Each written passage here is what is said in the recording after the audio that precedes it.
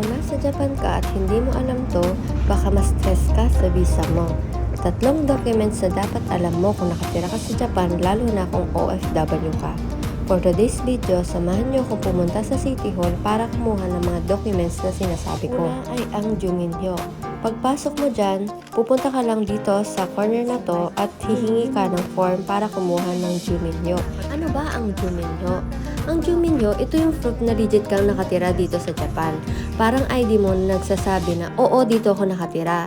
Kailangan mo to lalong-lalo na sa bank, sa work, lalong-lalo na sa visa mo.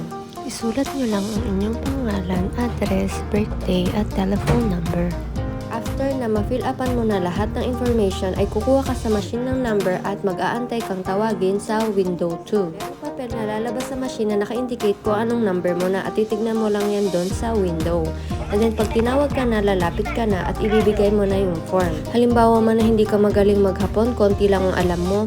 Talagang kahit konti lang alam mo, magkakaintindihan kayo tulad ko. Hindi ko alam yung mga pinagsasabi ko. Pero nagkaintindihan pa rin kami, di ba? Yan ang hirap talaga pag nasa ibang bansa ka. Pero lahat yan kakayanin kasi kailangan. After nyan, ito-double check lang ng staff yung information na nilagay mo doon sa papel para kung tama ba at nag-match doon sa ID mo. Kapag okay na at walang problema, bibigyan ka na niya ng number para i-claim na ito. After makakuha ng Juminhyo, pangalawan naman na dokumento na kakailanganin natin ay Kazei Shomeisho. Ito naman yung nagsasabi kung magkano kinita mo at kung magkano ang tax mo. Parang summary ng income plus utang mong tax. At ang pangatlo ay Nozei Shomeisho. Ito yung pinaka-importante. Proof na nagbabayad ka ng tax mo. Kahit may income ka, kung hindi ka nagbabayad, problema yan. Umakyat tayo dito sa second floor kasi dito kukunin yung Kazei at Nozei Shomeisho. Kung paano yung ginawa mo sa Juminhyo, ganun din dito. Pupunta ka sa staff at sasabihin mo na kailangan mong kumuha ng Kazei at Nozei Shomeisho. After nun, bibigyan ka nila ng form at eto na naman, talagang ini-explain nila mabuti kung ano yung gagawin mo.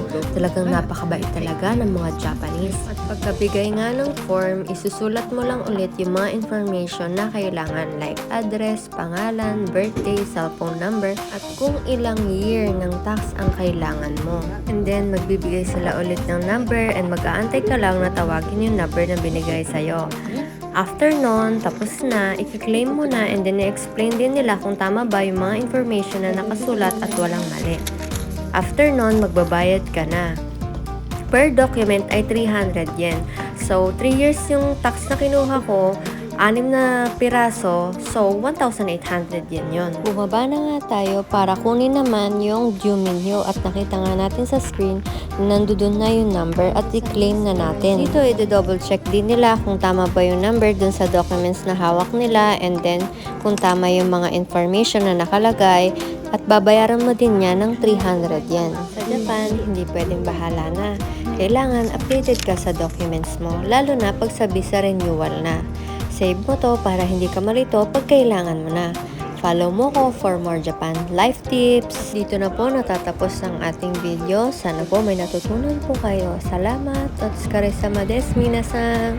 Kung nagustuhan niyo po ang aking video, paki-follow po ako, like and share niyo po. Salamat!